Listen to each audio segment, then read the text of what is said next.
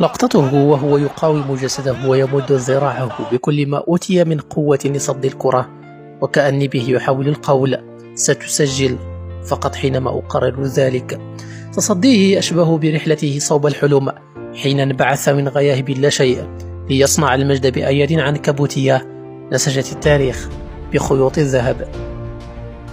ولد ياسين بونو في 5 من أبريل سنة 91 وألف بمدينة مونتريال الكندية لأبوين مغربيين.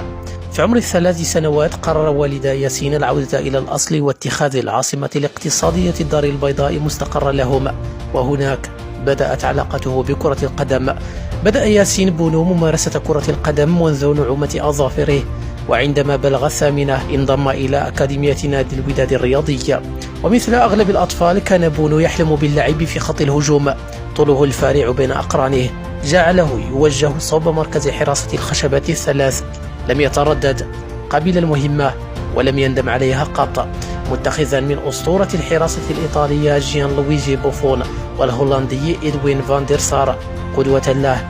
في سن 17 حاول الانتقال إلى الدوري الفرنسي للعب في صفوف شباب نادي نيس، لكن مشاكل إدارية حالت دون ذلك. لم يستسلم وظل ينتظر فرصته مع الوداد. نوفمبر 2011 سيسجل الظهور الأول لبونو مع الوداد حين اضطر للمشاركة مع الفريق الأول بديلا للحارس المخضرم آنذاك نادر المياغري الذي غيبته الإصابة عن المشاركة في نهائي دوري أبطال أفريقيا أمام الترجي التونسي. وبالرغم من الخسارة في النهائي بنتيجة هدف نظيف أمام الترجي، تم اختياره كأفضل لاعب في فريقه خلال المباراة. في صيف 2012 أعلن الوداد عن انتقاله إلى أتلتيكو مدريد، حيث قضى بونو أول عامين في صفوف الفريق الرديف، وشارك في مباريات دوري الدرجة الثانية الإسباني إلى أن سنحت له فرصة الظهور مع الفريق الأول في صيف 2014، غير أن ذلك لم يشفع له في البقاء، إذ أعير إلى ريال سراقوستا والذي كان يمارس في السيغوندا. مسيرة الحارس المغربي لم تتوقف عند هذا الحد، فقد انضم في صيف 2016 إلى صفوف نادي جيرونا، وعند التحاقه كان الفريق يلعب في دوري الدرجة الثانية، لكنه ساعد الفريق في الصعود بنهاية الموسم إلى الدوري الإسباني الممتاز، فأصبح الحارس الأول للنادي.